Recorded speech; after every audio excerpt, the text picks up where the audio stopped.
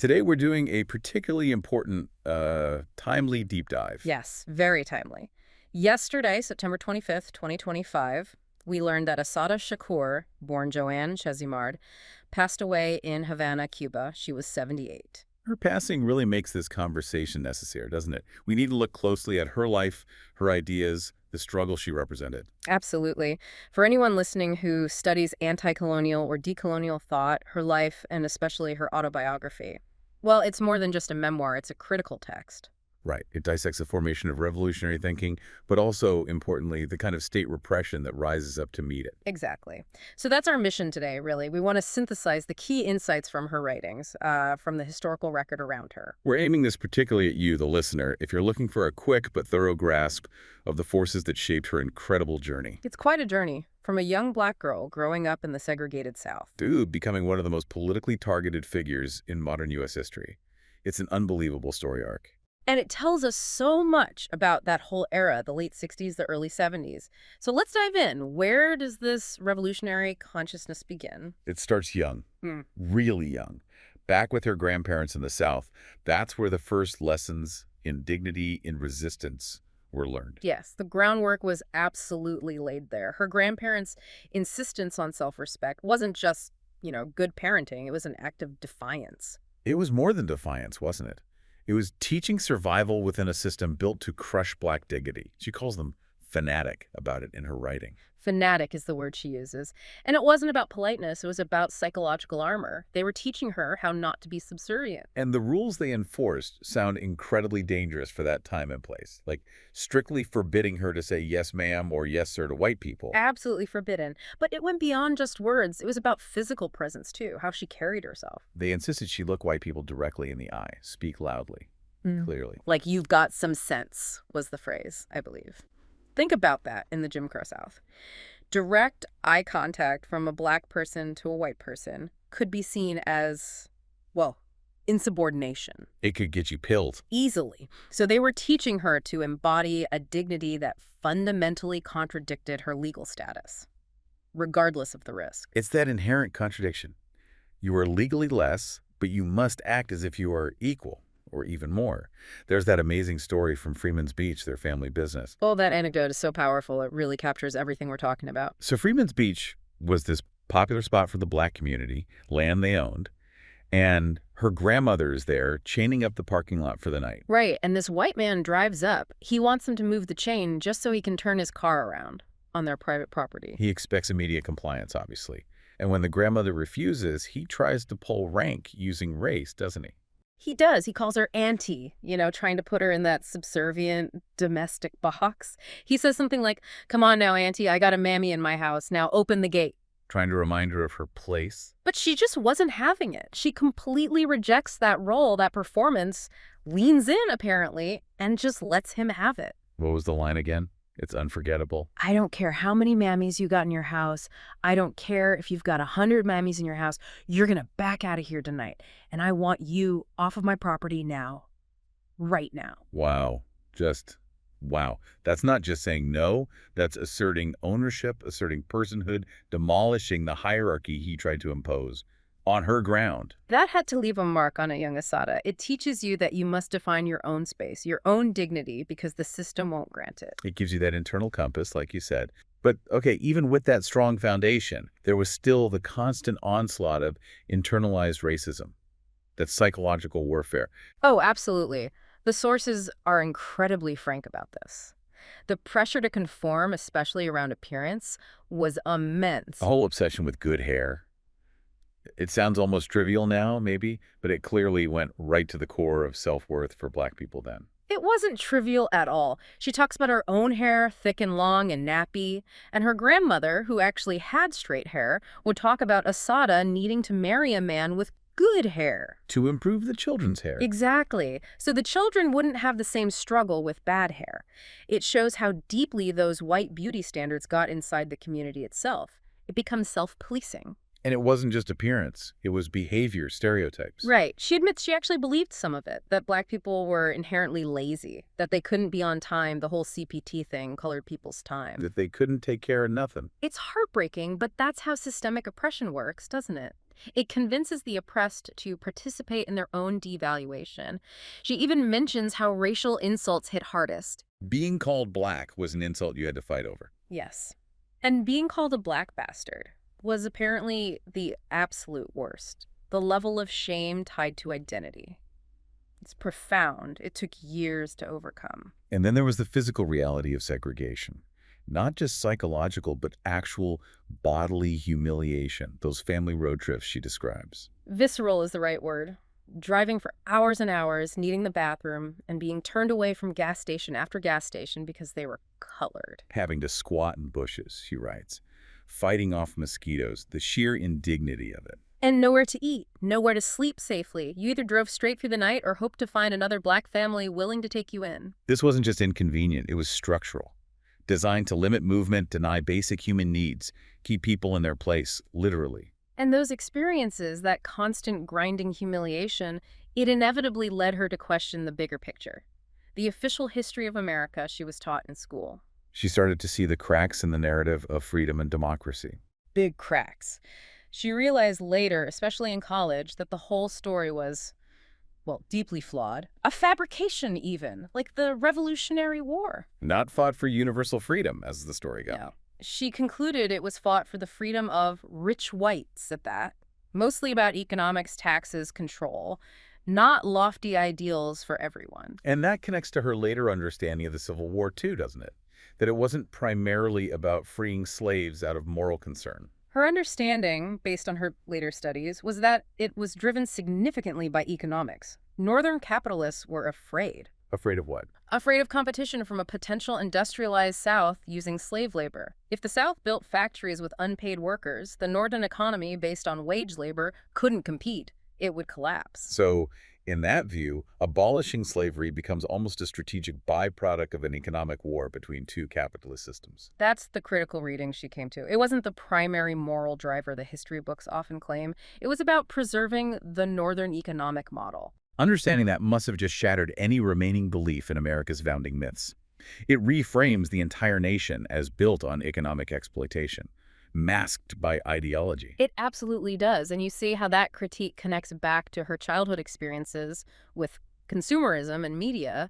It's all part of the same system. Right, the feeling that her life didn't measure up to the TV world. She talks about watching shows like Donna Reed, seeing kids on TV who never had chores, never had to go to the laundromat. Their parents never said, I don't have the money. It creates this sense of lack, of inadequacy. And it affects desires. She wanted the advertised stuff, Hostess Twinkies, white bread instead of the healthier food her mother provided, like whole wheat bread and apples. She even felt resentment towards her own mother. Yeah, because her mom worked hard, studied at night, made sensible choices. She wasn't the idealized Donna Reed housewife, cleaning in high heels.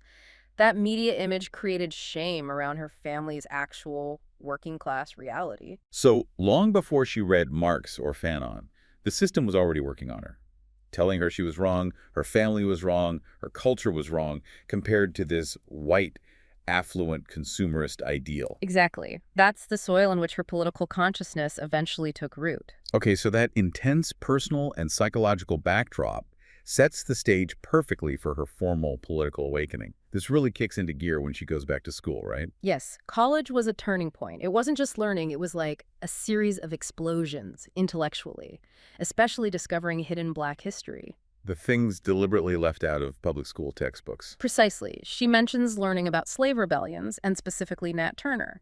The impact was physical. She felt souped up on adrenaline. Finding out that resistance wasn't just passive suffering, but active, violent rebellion. It completely shattered the narrative she'd been fed. The idea that Lincoln freed the slaves, for example.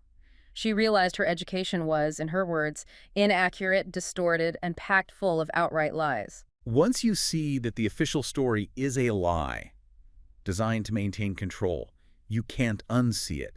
It must create this hunger for the real story. A huge hunger, and that search led her pretty quickly towards the Black Power movement, and specifically the Black Panther Party, the BPP. What drew her to the Panthers initially? Their clarity, their boldness, but also, critically, their focus on practical community-based action. It wasn't just rhetoric. She wasn't just joining an ideology, she was joining a group that was doing tangible work in the community. Exactly. She started in the medical cadre. This is really important. What did that involve? What kind of work was she doing on the ground? Setting up tables with free health information, organizing dental checkups, and, crucially, running the free breakfast programs for children. Feeding kids who might not otherwise eat before school.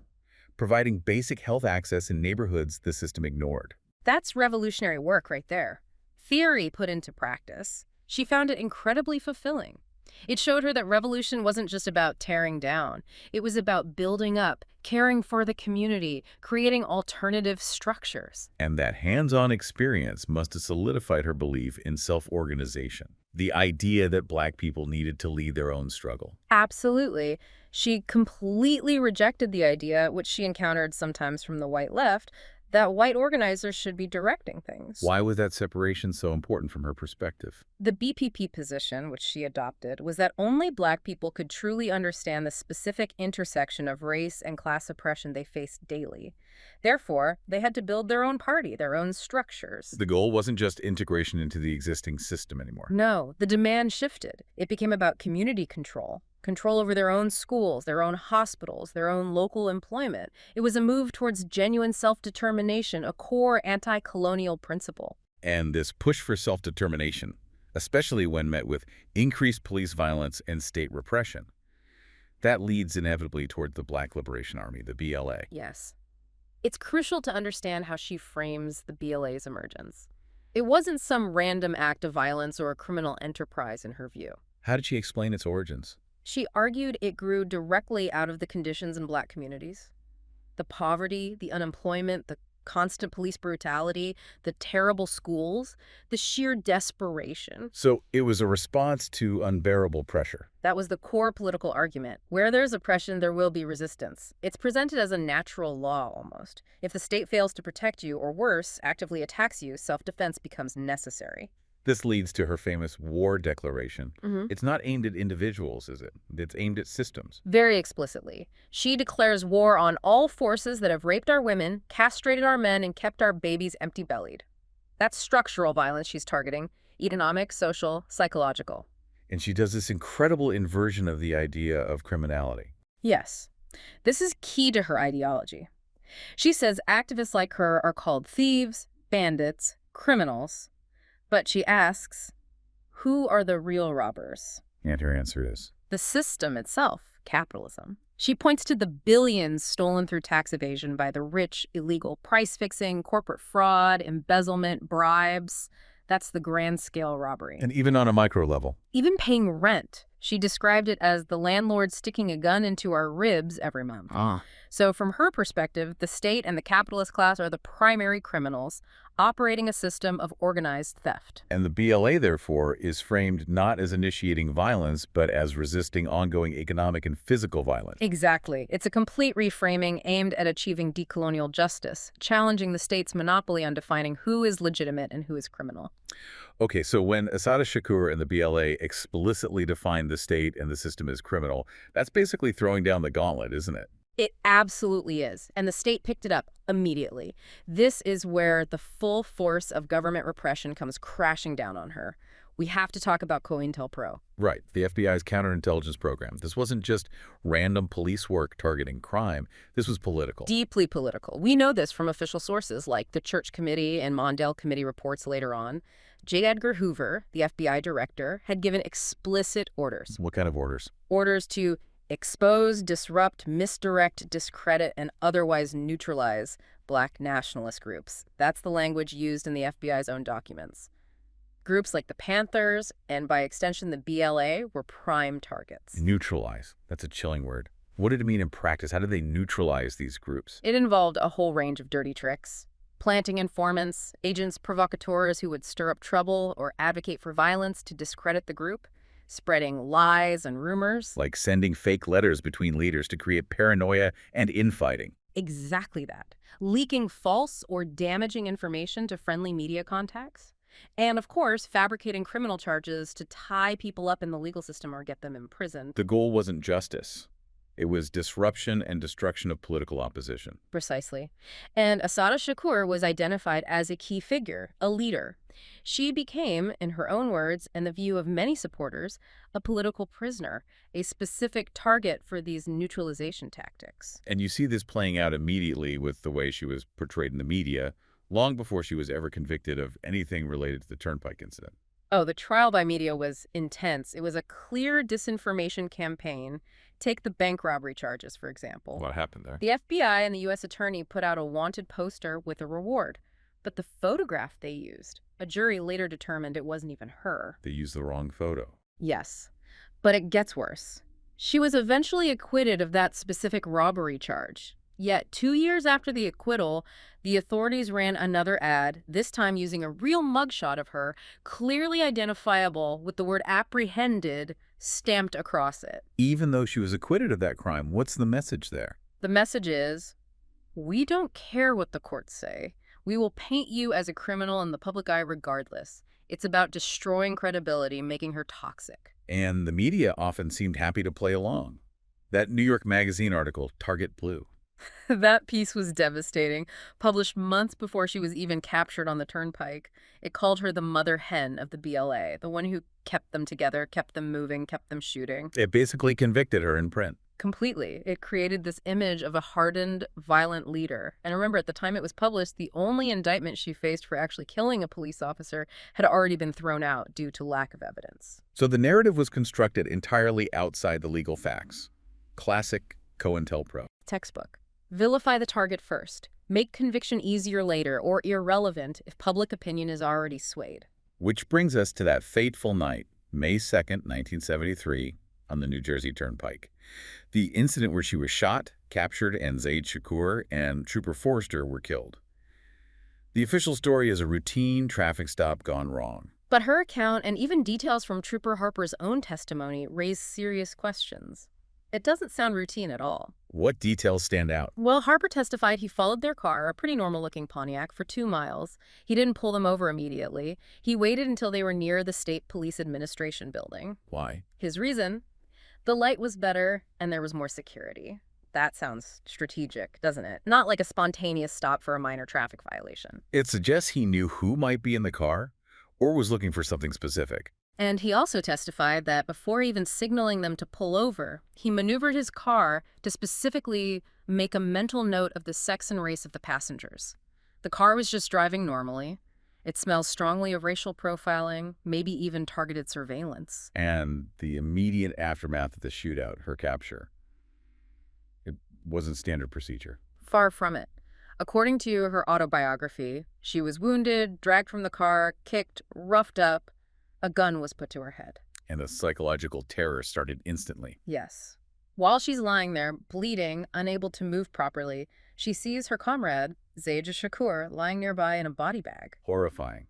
And a trooper uses that sight as leverage. Says to her something like, "That's what's going to happen to you if you don't tell us what we want to know." That's not arresting a suspect. That's torture and coercion, using the dead body of her friend as a threat. It signals immediately that this isn't about justice. It's about breaking a political enemy. And that treatment continued, even intensified when she was incarcerated, awaiting multiple trials. The conditions she describes were brutal, clearly designed to punish and dehumanize her before any conviction. She was held almost exclusively in men's prisons. Which is highly unusual for a female pretrial detainee, right? Extremely unusual in New Jersey at that time. And within those prisons, constant surveillance, 24 hours a day, watching her most intimate functions, as she put it, total denial of privacy. She mentioned specific tactics, like the lighting in her cell. Yes, blinding fluorescent lights kept on continuously for days on end. She said it felt like she was going blind. It caused physical pain, sleep deprivation. Psychological torture, basically. Her lawyer called it exactly that, torture. And only then were the lights sometimes turned off. There was also the incident where she refused to move her bed away from the wall. To maintain some tiny bit of privacy. Yes, and their response. They brought in workmen to literally nail her bed frame to the concrete floor, right in the absolute center of the cell, under the lights, under constant watch, maximum exposure. Just unbelievable cruelty. And perhaps the most disturbing account involves the prison doctor and her pregnancy. This is deeply disturbing. She's experiencing clear signs of pregnancy nausea, a growing belly. The doctor initially dismisses it, says she has a bowel disorder. Denying the reality of her body. And when the pregnancy is finally confirmed, his alleged actions turn malicious. First, suggesting she should abort the baby. Which is her right to choose, but in this context. In this context, coming from a state agent holding her captive, it feels coercive. But then it gets truly horrific. He reportedly tells her that if she thinks she's miscarrying while using the toilet, Yes. she must not flush. He specifically instructs her, don't flush it, it's your baby. My God. That's not medical advice. That's calculated psychological abuse aimed right at her identity as a woman, as a mother-to-be, weaponizing her own body against her. It demonstrates a clear intent to inflict maximum suffering, far beyond standard incarceration. Yeah. It underscores her status as a political target receiving punitive treatment. And this attitude, this bias, it carried right into the courtroom, didn't it? The trials themselves were fraught with issues. She consistently called them political trials, not criminal ones. And the details she provides seem to support that view. Jury selection, for instance. She described the potential jury panels looking like a lynch mob. And said that about half of them openly admitted in voir dire that they already thought she was guilty, presumably from all the negative media coverage. How do you get a fair trial then? You don't. It's impossible. And some of the prosecution's tactics sound almost farcical if it weren't so serious. Like the bank robbery trial where the prosecutor tried to make a big deal out of hoop earrings. That's the one. He holds up her mugshot, holds up a blurry photo of the robber, both wearing hoop earrings, and suggests this similarity is her one fatal error. As if hoop earrings weren't an incredibly common accessory, especially for Black women at the time. Didn't her lawyer have a great response to that? Brilliant response. Her co-counsel just calmly asked every woman in the courtroom who happened to be wearing hoop earrings to please stand up. And presumably, many did. Many did.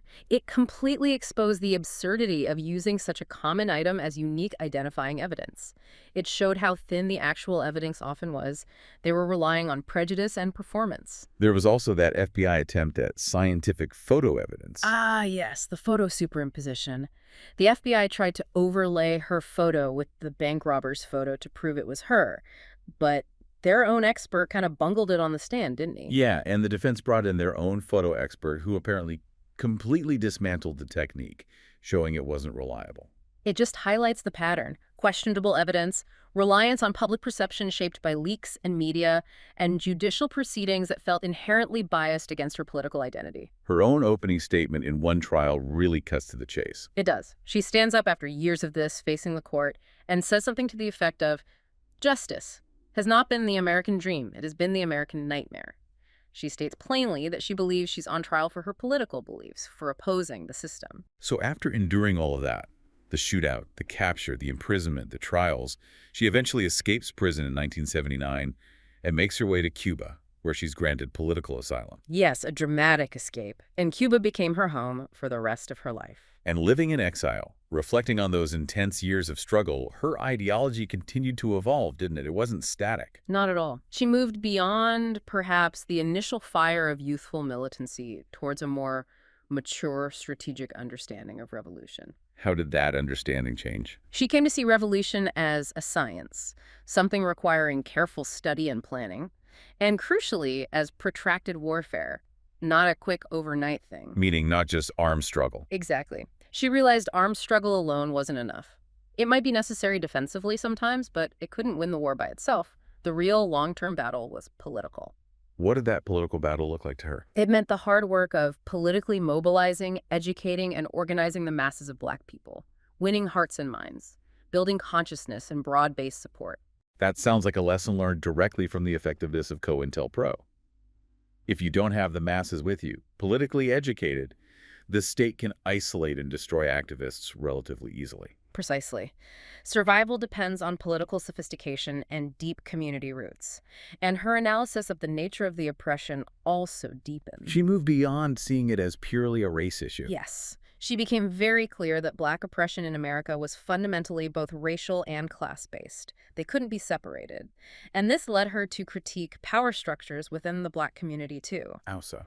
She explicitly stated that Black oppressors as well as white ones exist. She saw that simply replacing white faces with Black faces in positions of power didn't necessarily change the underlying exploitative system. That's a really important point, especially for anti-colonial movements globally, avoiding the trap of nationalist elites just taking over the old structures. Right. She pointed out how some wealthy Black individuals would support conservative politicians because those politicians protected their economic interests, even if their policies harmed the broader Black working class. And this connects to her rejection of the whole ladder of success idea in America. She completely dismantled that metaphor. She argued the system requires a bottom rung, and as long as that structure exists, Black people, being the easiest targets for discrimination, will always be pushed towards that bottom. So climbing the ladder isn't the answer. Her conclusion was the ladder itself needs to be dismantled. The whole hierarchical structure based on class exploitation needs to go.